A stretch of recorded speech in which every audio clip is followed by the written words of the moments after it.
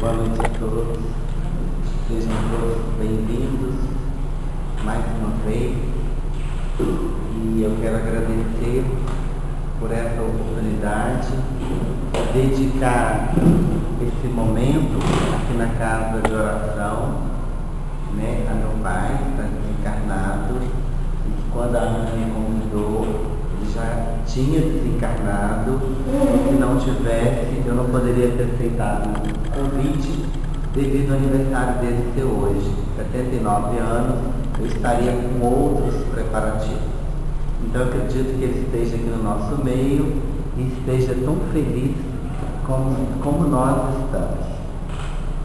Falar de virtude diante de tantas outras oportunidades que nós tivemos aqui na casa é praticamente relembrar um pouco mais das qualidades, das habilidades que nós temos e que às vezes, ou quase sempre, não damos tamanha importância. Até porque, culturalmente falando, nós somos imbuídos, por espíritos obsessores, por pessoas maquiavélicas, por pessoas talvez muito próximas e desprovidas de uma série de recursos, dentre eles também o espiritual, aonde às vezes a gente se atém mais às dificuldades, aos defeitos, às imperfeições, aos pontos negativos, aos atrasos, aos desastres, às tragédias, aos pontos negativos.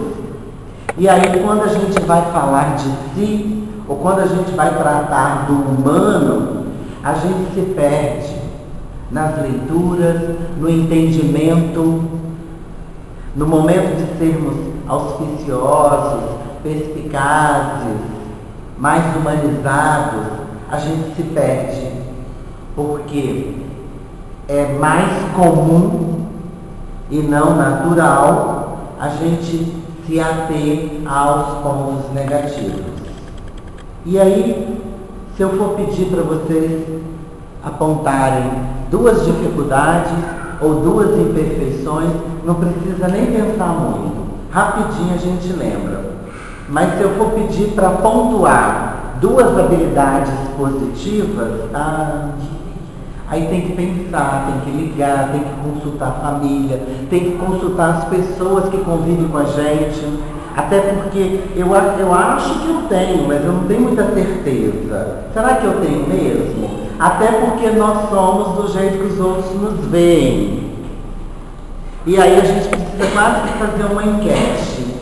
A opinião dos outros ainda na nossa vida tem um peso e um valor muito grande.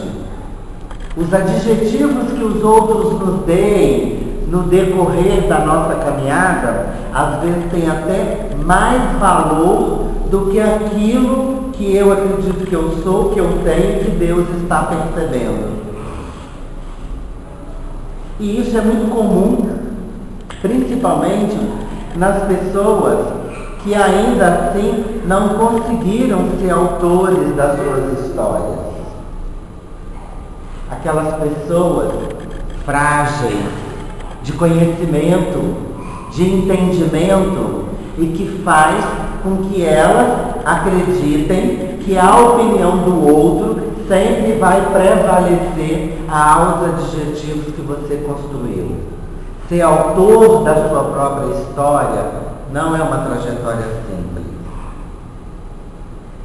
Ser dono do nosso nariz, bancar as nossas escolhas, caminhar com as próprias pernas, assumir aquilo que você fala, esteja certo ou errado.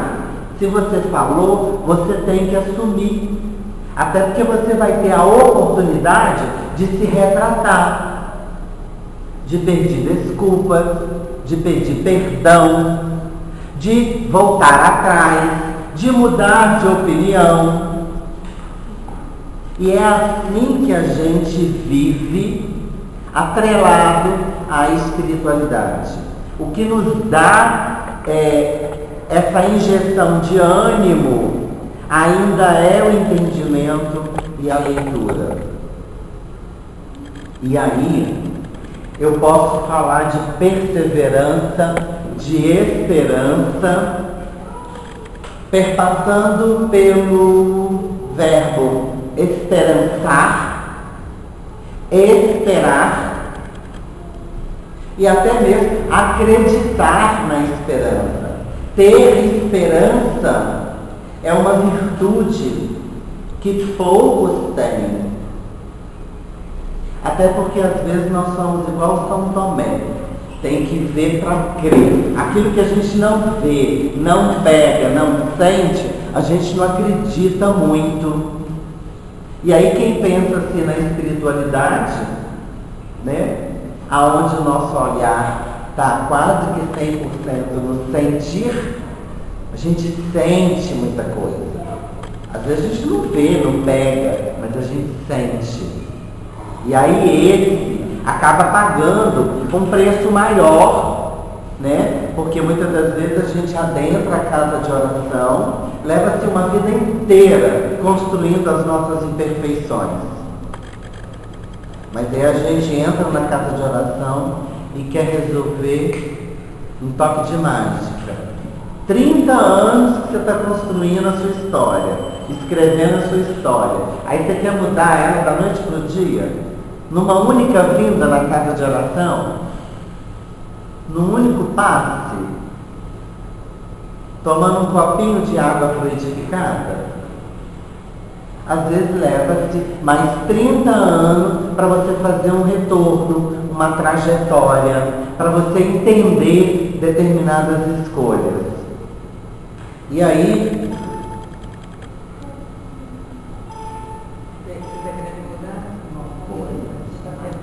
já estou inaugurando aqui, viu?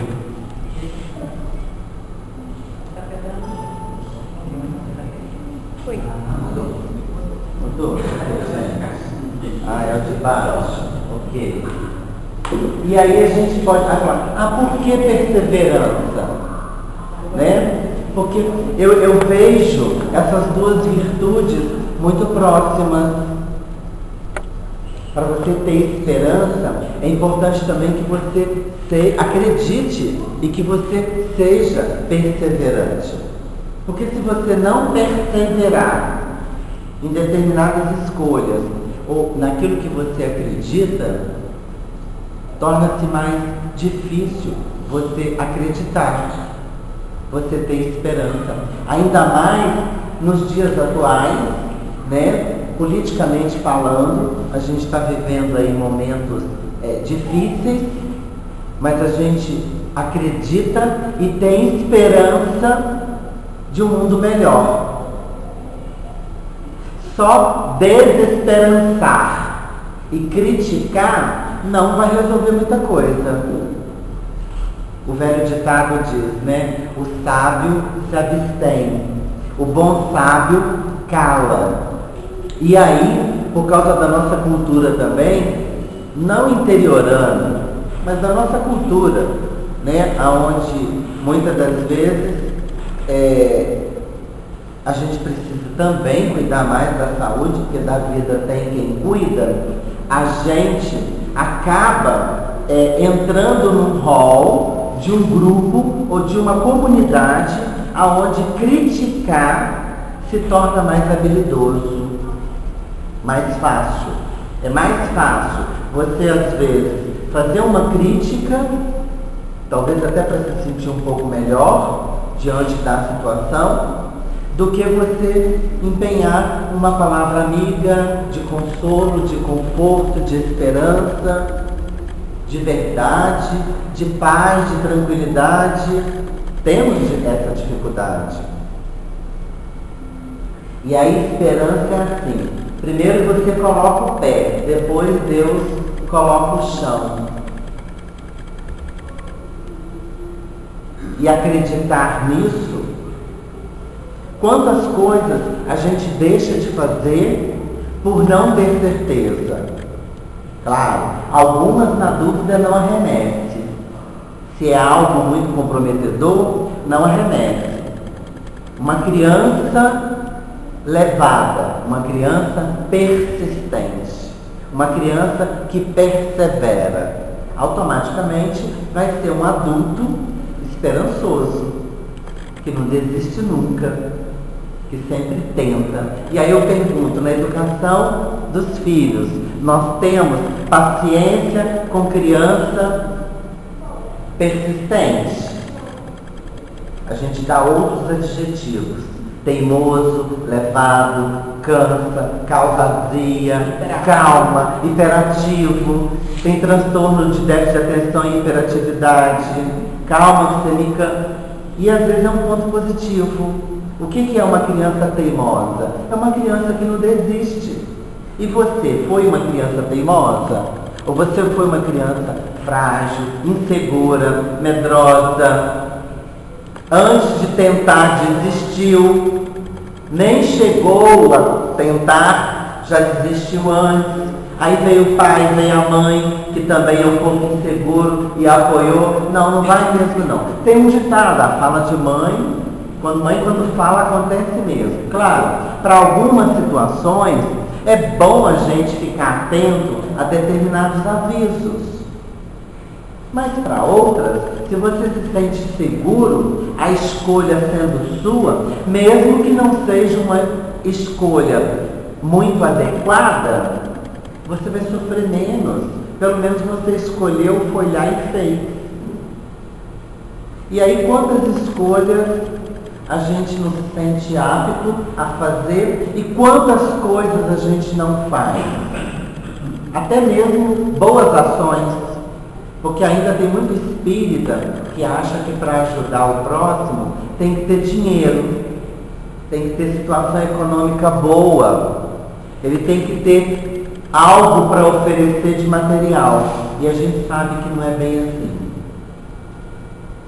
E aí, eu vou introduzir para vocês aqui um pouco a respeito da perseverança e da esperança. Grandes obras não são feitas com força, mas com perseverança. Se você perseverar com um jeitinho, com calma, na hora certa, no momento certo, as coisas acontecem. O problema é que às vezes nós sempre queremos que as coisas aconteçam ao nosso tempo. Até mesmo esquecendo às vezes que todo mundo tem um tempo cognitivo, um tempo psicológico, um tempo biopsicossócio-espiritual. Palavrão, né? Mas é um tempo. Até Deus, quando às vezes não nos atende na hora que a gente mais precisa, a gente fica com raiva dele. A gente reclama porque aquilo não aconteceu na hora que eu queria. E aonde está escrito que essas coisas acontecem no seu tempo, no seu momento?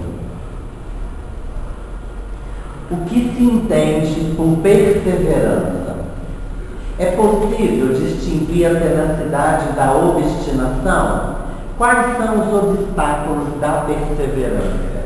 O Evangelho de Jesus Cristo pode nos auxiliar? Com essas questões, nós damos início ao nosso estudo da noite. São perguntas que causam inquietações, porque fala de virtude, de adjetivos. Adjetivos é ou você tem ou você não tem. É igual autoestima. Ou você tem ou você não tem. E quantas das vezes a gente precisa, para manter o amigo, dar a ele adjetivos que ele não tem. E a gente sabe quais são os nossos adjetivos, positivos e negativos, as nossas imperfeições, as nossas habilidades. A gente sabe naquilo que a gente funciona bem e naquilo que a gente apresenta algum atraso. 2016 é o ano das virtudes. Eu não vou conseguir ver isso. Perseverança, resista, insista e persista com fé. A gente não deve desistir com facilidade daquilo que a gente acredita, principalmente se tratando de virtude. Porque a virtude, sendo boa, o nome já diz, virtude. Ela não tem por que não agradar. Ela não tem por que fazer mal a uma outra pessoa. Pode incomodar, pode inquietar, né? Porque uma pessoa imbuída de diversas virtudes, a gente quer mais ficar perto, né? Quando eu crescer, quero ser igual o fulano, porque ele tem muitas qualidades, ele tem muitas virtudes. E aí, a virtude é algo que a gente copia, que a gente aprende, que a gente discute, que a gente vive. E aí, a esperança. Nós temos vários livros, né? Várias teorias, vários escritos sobre esses diversos caminhos da esperança. E o que é a esperança?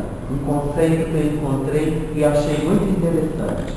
É a firmeza ou constância num sentimento, numa resolução, num trabalho, apesar das dificuldades e dos incômodos. É a virtude que contribui para o êxito na vida humana. Para a teologia católica, a perseverança é uma virtude conexa com a da fortaleza.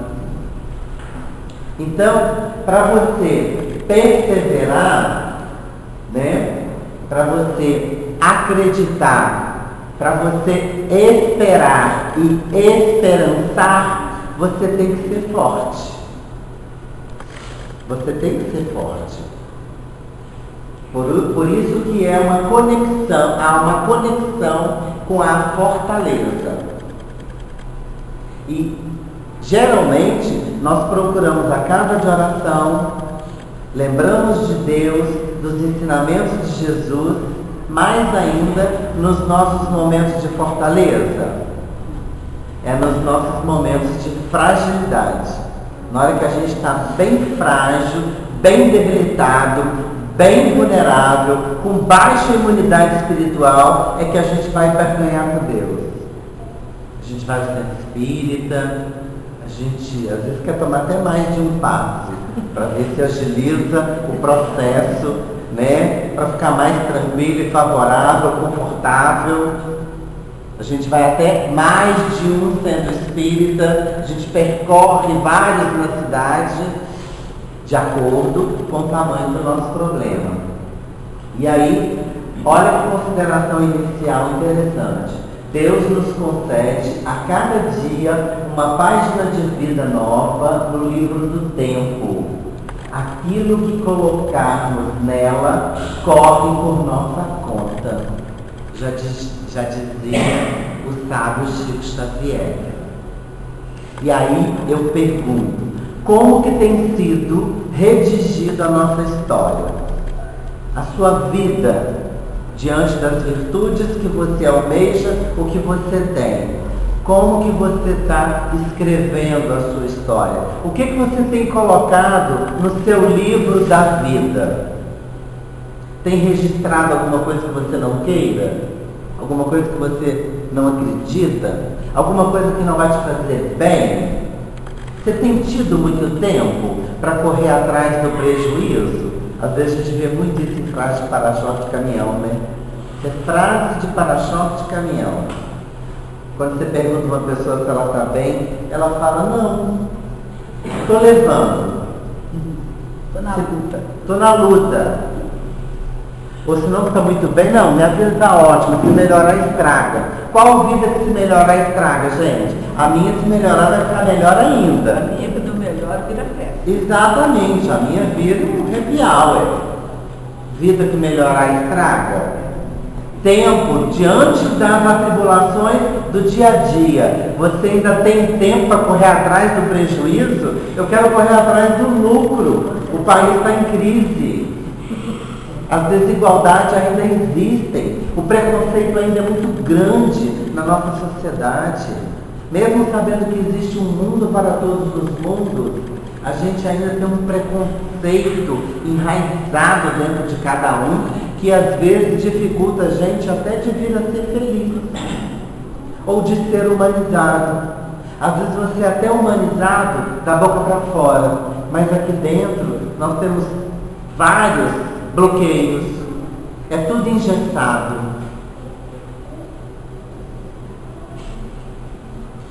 A perseverança compreende a continuidade nos esforços feitos na mesma linha. Quando observamos que muitos planos não se concretizam, é porque o poder de realização não corresponde. Nem gostei, gente. Ele ainda vai me morder até o final da noite. O que ele tem agora? Quando observamos que muitos planos não se concretizam, é porque o poder de realização não correspondeu à faculdade de concepção. Conta-se que Goethe ruminou durante 30 anos a concepção do Fausto. Nesse período, a obra foi germinando, criando raízes para finalmente vir à luz. A vida de todo mundo é assim. Você colhe aquilo que você planta. Se você planta boas amizades, você vai colher boas amizades.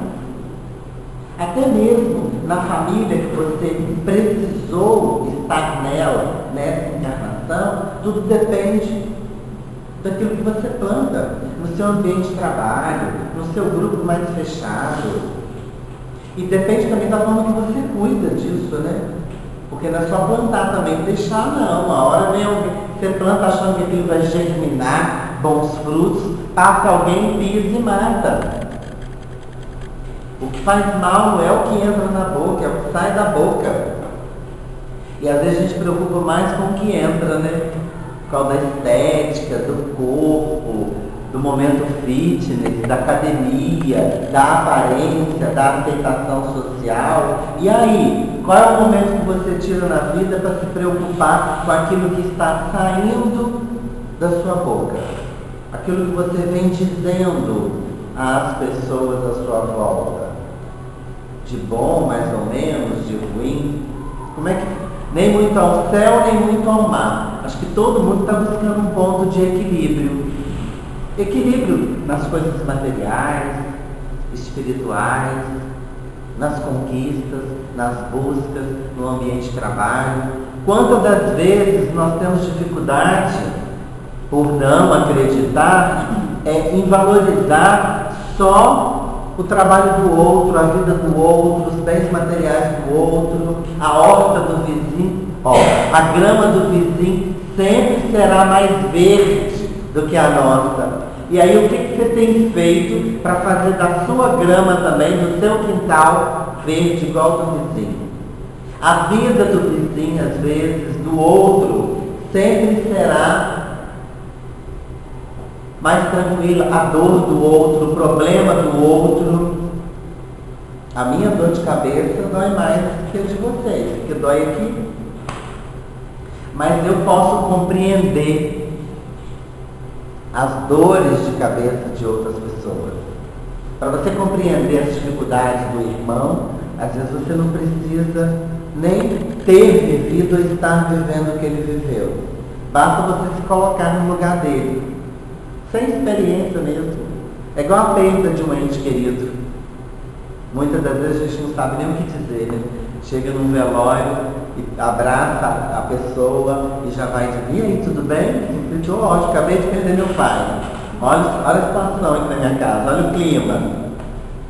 Por não saber o que dizer. É uma situação ainda um tanto quanto delicada.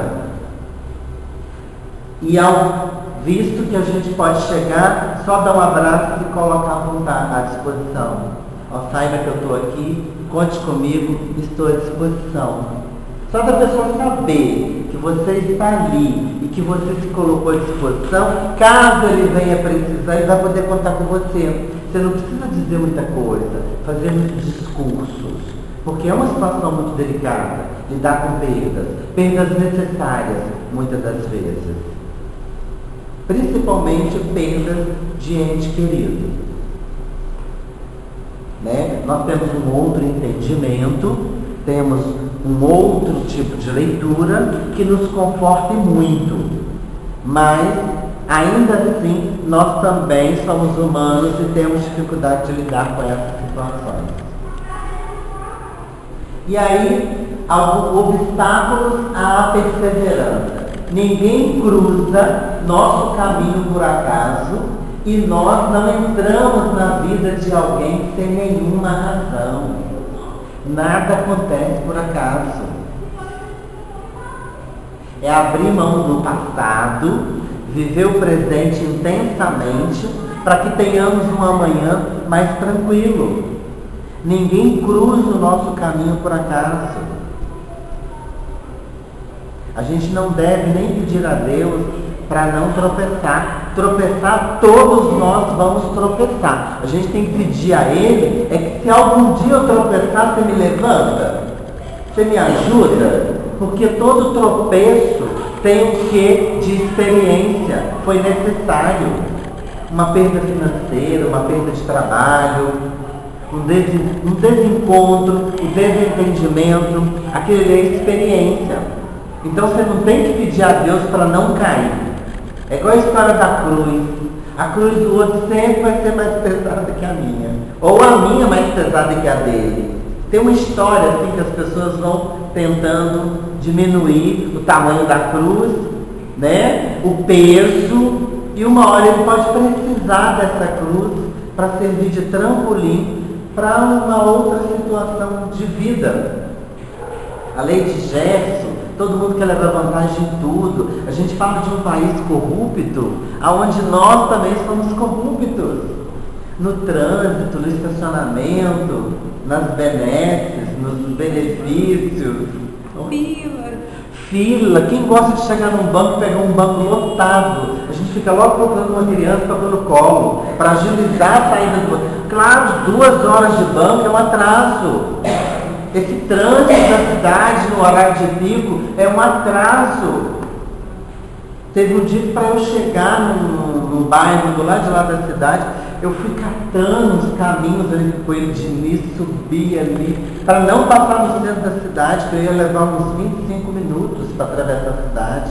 Nós já chegamos nesse estágio, mas ninguém tem paciência. Buzina se segura, a gente não tem paciência. A gente quer tudo ao tempo e a hora e rápido. A gente não tem sofrimento. Mas quando tem um acidente, todo mundo para ver. Curiosidade, às vezes não é nem para ajudar, é por ser curioso mesmo. Aí eu acrescentar outra virtude, né? Porque se eu estou no problema do trânsito, eu tenho que dar graças a Deus porque eu tenho um carro. Exatamente. Quem está a pé não enfrenta o trânsito que a gente enfrenta. Quem está de bicicleta faz tudo mais rápido. Mas dependendo da situação aqui na nossa cidade do interior, já está na hora da gente ir para a rua de ônibus. Porque não acha vaga, não tem estacionamento, é complicado. Você agiliza muito mais a pé do que de carro. E quantas das vezes você vai 2 ruas depois da sua casa sem tirar o carro da garagem? Por causa do comodismo. A gente está acostumado a só andar de carro. Praticidade, é mais rápido. E às vezes você indo a pé é muito mais proveitoso. Então, eu vou pontuar esses 3 pilares, né, ou fazer esses 3 recortes, né? Já que nada acontece por acaso na nossa vida, ninguém cruza o nosso caminho por acaso. A rotina, uma ruptura do automatismo, por insignificante que seja, abre um caminho, liberta o pensamento e tonifica o psiquismo superior. Então, é necessário que tenhamos também um código de postura, uma rotina, né? A rotina para a administração dos nossos afazeres, no ambiente de trabalho principalmente, a gente está tão acostumado com a rotina e a rotina entra em desequilíbrio. Às vezes eu passo todos os dias, faço o mesmo caminho, residência, trabalho, né? E às vezes é prudente, às vezes, você fazer um outro trajeto. Você vai ver outras pessoas, você vai cumprimentar outras pessoas, mesmo que você atrase, você sai um pouco da rotina. Então, para algumas coisas, sair da rotina é um ganho, mas também ter uma rotina vai abrir caminhos na sua vida, vai fazer da sua vida um ambiente mais bem organizado, seja na casa, no trabalho, horário. É igual reunião em órgão público. Já viram reunião em órgão público começar no horário? Eu tenho muitos anos que eu não vou. Aqui a gente começa às 19h30, né, na casa de oração. 19h30 pode estar acontecendo o que for. Opa, está na hora. E se não começasse às 19h30? Ou se viesse para a reunião e terminasse 9, 9h30, 10, 10h30, dependendo do expositor. Aqui nós não temos uma rotina. A rotina não organiza a nossa caminhada. Porque você sabe a hora que você chega, a hora que você sai, o tempo que você vai ficar aqui, o tempo que você tem que se organizar para você fazer a sua exposição. Você não pode nem além, nem aquém. Então, a rotina, ela tem um fator bem significante na nossa vida. Desânimo. Ele quebra a faculdade mestra, que é a chave do homem, ou seja, a vontade. Baixa estima, desânimo, desacreditar. Então, falar de esperança, sem você ter esse ponto de equilíbrio, é igual a gente ouve muitas pessoas falar que o dia de 24 horas foi pequeno. O dia de todo mundo tem 24 horas. Às vezes, quando você não consegue organizá-lo, aí você se perde. E é 8 horas de descanso, 8 horas de trabalho, 8 horas de sono. 24. Quando você não faz isso, o desequilíbrio vem. Dorme 3, trabalha 15, não tem lazer nenhum. Muita gente acha que lazer tem que ter dinheiro, ir pro litoral. Não. Lazer é fazer tudo aquilo que você gosta. Para não gerar o quê? O desequilíbrio. Medo da mudança. Todo o esforço desacostumado é penoso e por isso dá nascimento a uma ideia de incapacidade de avançar. Uma pessoa insegura, uma pessoa que tem medo da mudança, mesmo às vezes sabendo que a mudança ainda é uma situação que vai gerar para a gente novas oportunidades.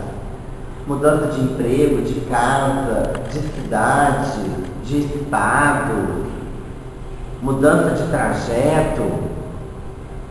Gera insegurança? Sim, mas abre portas, abre caminhos. E não é todo mundo que tem essa coragem, não. Muita gente tem medo da mudança. Não muda nem a disposição do móvel em casa. 30 anos que mora na casa, os móveis no mesmo lugar. 30 anos que você conhece aquela pessoa, você entra até de olho fechado na casa da pessoa. Agora tem aquelas pessoas que gostam de mudar. Muda a sala, muda o rack, muda o home, o sofá. Você chega e sai de casa nova, né? Ué, o que aconteceu aqui? Tudo diferente? E tem aquelas pessoas que é tudo sempre igual. Ele tem dificuldade de efetivar mudanças. Porque, minha avó era assim, minha bisavó também era assim, minha mãe era assim. Como a Elizabeth falou, foi a Elizabeth que falou aqui, né? Acho que foi. Ou alguém lá na Jornada pela Paz. Síndrome de Gabriela. Ele tem dificuldade de fazer mudança.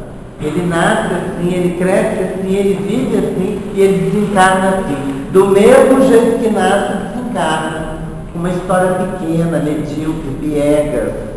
Ele não pôde registrar muitos feitos na sua história. Oportunidade teve, Porque oportunidades são para todos. Uns abraçam com mais facilidade. Já viu um ditado que quem chega na frente bebe água limpa? Quem chega atrasado bebe água suja ou nem bebe, né? Porque pode não ter água mais no poço. A Ana contou uma vez aqui a história da vaquinha que jogou pro presépio. Foi você, Ana? Ilustrou, precisou jogar aquela coisa assim. Jogou no penhasco para mudar de vida. Aí quando voltou daí um ano, aquela casa estava toda diferente. Não, gente, a pessoa mudou. Não, chegou lá e constatou. Era a mesma família que precisou mudar algumas estratégias para poder crescer, para poder ampliar o negócio. Enfim, mudança. É uma das situações que nos oferecem novas oportunidades. De que forma que nós vamos construir a nossa perseverança, a nossa esperança, as nossas virtudes, os nossos feitos, as nossas realizações? A gente não nasce com essas virtudes. A gente herda, né, dos parentes mais próximos. A gente adquire, a gente conquista, a gente constrói, a gente copia. Uma coisa boa pode ser copiada, por que não? Não pode ter tempo para ficar copiando maus comportamentos, coisas negativas. E aí, através das obras básicas, né, do Espiritismo, e muitas outras leituras. Não falo só de leituras do Espiritismo, tá? Leituras espíritas. Preferimos vegetar numa mediocridade aceita a elevarmos a uma situação melhor à custa de trabalhos metódicos e perseverantes. São Domingos não revogava jamais, sem razão suficiente, uma decisão tomada diante de Deus, após muito refletir e orar. Monsenhor Proust dizia, ao lado da perseverança, que jamais tomba, há aquela que se levanta sempre. Às vezes nós precisamos tropeçar, cair, para a gente parar, refletir e levantar. Pedir a Deus para não tropeçar, eu penso em ser um pouco egoísta, mas pedir a Ele, caso eu venha tropeçar, que Ele me ajude a levantar e me faça um novo homem, a gente pode e deve pedir sempre. E quantas vezes a gente prefere uma vidinha metódica, por às vezes não acreditar, por às vezes não ter esperança. Por que o outro às vezes conseguiu? É porque ele nasceu virado para a lua? Ou porque Deus olhou para você merece, você não merece, você merece um pouquinho, você mais ou menos. Como é que é feita essa escolha de quem merece, uma vez que todos nós temos direitos? Para a gente poder refletir. Tenacidade e obstinação, né? Existem várias leituras, vários escritos que a gente vai encontrar a tenacidade e a obstinação. A tenacidade sabe adaptar-se à realidade e a obstinação não. Então a gente tem que ficar muito atento a esses dois conceitos. Falta flexibilidade aos obstinados. Desejamos ir em linha reta de A para B. No meio do caminho encontramos um muro. Os tenazes param, olham, contornam o muro e dão continuidade à sua trajetória. Os obstinados batem com a cabeça no muro. E aí eu pergunto, você é uma pessoa tenaz ou uma pessoa obstinada? Quantas vezes nós desistimos sem antes mesmo de tentar? Por achar difícil, por aumentar o obstáculo. E aí eu pergunto, né? Você é uma pessoa com tenacidade ou uma pessoa com obstinação? Dentro do conhecimento da doutrina espírita, com relação a esse assunto da esperança e muitas outras virtudes, nós temos algumas mensagens espíritas, nós temos vários escritos que vai nos ajudar. E tem esperança é um pedaço da gente que sabe que vai dar certo. Como que eu posso dar amor se eu não tenho amor? Como que eu passo coragem a uma pessoa se eu sou uma pessoa insegura? Como que eu passo beleza se eu não me sinto uma pessoa bela? Como que eu consigo ser generoso se eu desconheço a generosidade? Como que é ser solidário se eu também não acredito em solidariedade? Eu só posso dar aquilo que eu tenho. Por isso que nós somos seres em construção, estamos sempre em busca de aperfeiçoamento, porque somos espíritos imperfeitos, como um grão de mostarda, e temos que crescer muito e aprender muita coisa. Claro, ninguém pode se considerar uma folha de papel em branco que não tem uma história, uma trajetória, uma herança, um passado. Ninguém pode se sentir tão pobre que não tenha nada para doar. Ninguém pode se sentir tão leigo que não tenha nada para dizer de bom para um amigo.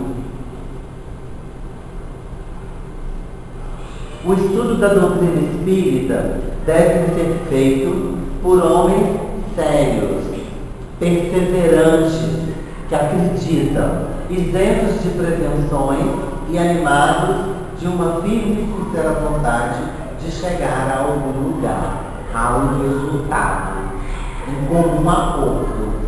Se quereis respostas sérias, sede sérios, vós mesmos, em toda a extensão do termo, e mantende-vos nas condições necessárias. Somente então obtereis grandes coisas. O bom espírita é aquele que pratica a espiritualidade. Não adianta, um velho ditado não, natural, né? Faça o que eu faço, faça o que eu digo e não faça o que eu faço. Não adianta, né? Você às vezes dar bons exemplos verbais e não ser exemplo espiritualmente na prática. Não adianta você vir para aqui, recarregar sua bateria, aí sai daqui, se sente leve como uma pluma, joga o resto da poeira por debaixo do tapete e cai no mundo aí, se atropelando ou passando por cima das outras pessoas como um bolo compressor. Desenvolvimento da mediunidade. Vou adiantar um pouquinho. O desenvolvimento da mediunidade é um trabalho lento e também perseverante, pois no começo podem surgir problemas diversos que nos fazem desistir do intento almejado. É preciso, pois, perseverar, ser constante e aplicar. Essa admoestação é feita principalmente para aqueles que começam a frequentar uma casa espírita. Então, ser espírita e modelo e praticar não é matar um leão por dia, não, é matar um leão por hora, por segundo. Até por causa do pensamento, né? Mesmo quando a gente não quer pensar, a gente está pensando e não querer pensar. É algo que a gente não consegue nem controlar. Às vezes a gente pega em pensamento o tempo todo, quanto mais na prática. Nunca podemos perder a esperança. Deus nos inunda com a sua graça, se pedimos com perseverança. Não existe meia terra. Ou você tem ou você não tem. Eu já ouvi gente falar que eu sou que ele é um homem de meia fé. Né? Fé ou você tem ou você não tem. Algumas situações ou você acredita ou você não acredita. Eu creio ou eu não creio. Eu sou ou eu não sou. Não tem meio termo para determinadas situações. Agora, se você tem fé e acredita e pedir com perseverança, pode esperar que vai acontecer no tempo de Deus. Os Espíritos não estão sempre ao nosso dispor. Não é a toda hora que estão dispostos a se comunicarem conosco.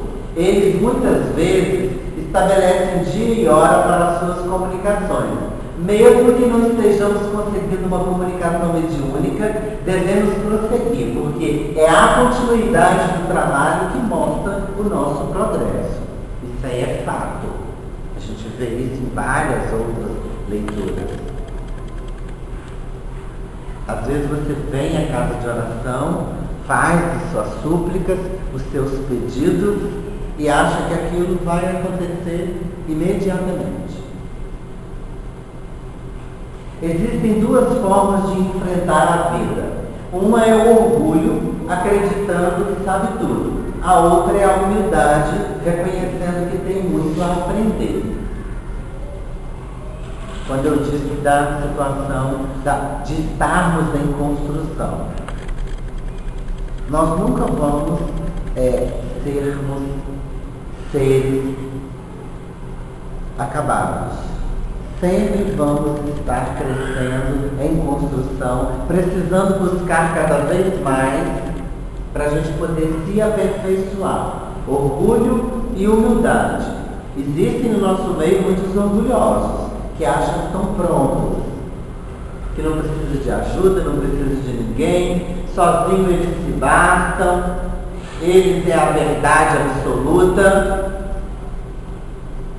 Manda quem pode, obedece quem tem juízo, né? A vaidade perniciosa, o sucesso sobe na cabeça e a pessoa enlouquece, passa por cima de qualquer outro humano, e aí chega uma hora que a vida dá uma guinada, aí depois ele vem com aquela falsa humildade, bater a sua porta. Em empresa acontece muito isso, né? Hoje eu sou seu diretor e você é meu subordinado. Ano que vem você é minha diretora e eu sou o seu subordinado. Dependendo da nossa relação, aí eu vou saber o que eu vou colher. Prefeitura acontece muito isso, gente. De 4 em 4 anos. Né? Esses 4 anos é a situação. Então a oposição sofre igual o cachorro. Ainda em 4 anos vira a política, agora é a nossa vez. Agora eles vão pagar tudo que eles fizeram a gente passar. Estou dando um exemplo real aqui de cidade pequena. E no ambiente de trabalho também. Não é porque hoje você está numa função um pouco melhorzinha que você tem que desfazer das pessoas. Amanhã você pode estar por baixo e precisar dele. Então se lá atrás você foi humilde, agora está na hora dele manter uma relação dual. Muitas vezes fazemos o bem ao nosso próximo e somos pagos com ingratidão. A ingratidão é uma prova para a nossa persistência em fazer o bem. A gentileza é uma atitude que tem em si mesma a sua recompensa. Observe a vida de Jesus. Trouxe-nos a doutrina do amor, salvou a muitos e a si mesmo não pôde se salvar. Gentileza gera gentileza. Se eu disse lá atrás que nós somos do jeito que os outros nos veem, se você é uma boa pessoa, fica calmo, fica tranquilo, que vão te ver como uma boa pessoa. Agora, se você é daquele modelo, fica calmo também, porque vão te ver daquele modelo. É o modelo que você representa, é o modelo que você passa para as pessoas. Alegrai-vos na esperança, sede pacientes na tribulação, perseverai na oração. Oração sempre. Mas aquele que perseverar até o fim será salvo. Jesus. Está escrito em Mateus. O Espírito Emmanuel, comentando essa frase, mostra que Jesus não se refere a um fim que simbolize término, e sim à finalidade, ao alvo, ao objetivo. Para quebrar o casulo da condição de animalidade, os espíritos precisam perseverar. É necessário apagar as falsas noções de favores gratuitos da divindade. Então, não é um fim, um término, como a gente está acostumado. Tem um outro objetivo. Vida futura.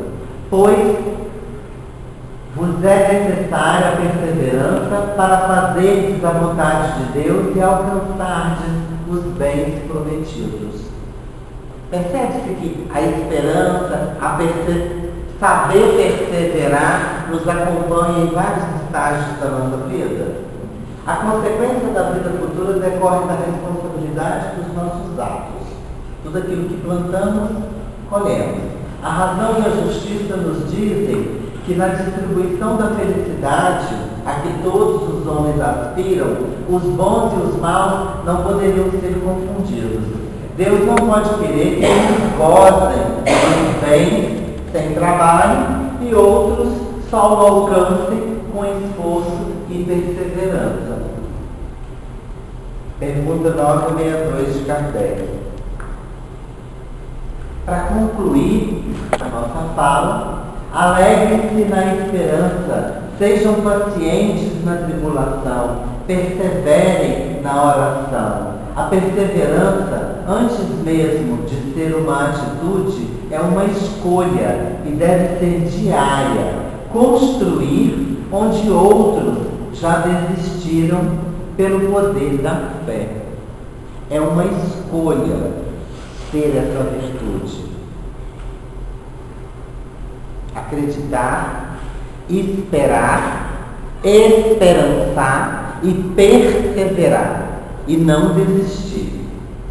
A perseverança em nossos propósitos mais lídios é um apanágio para a nossa alma enfermiça.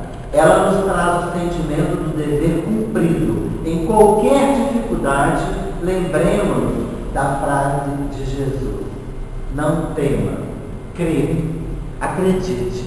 Se eu acredito, com certeza tudo vai ser mais fácil.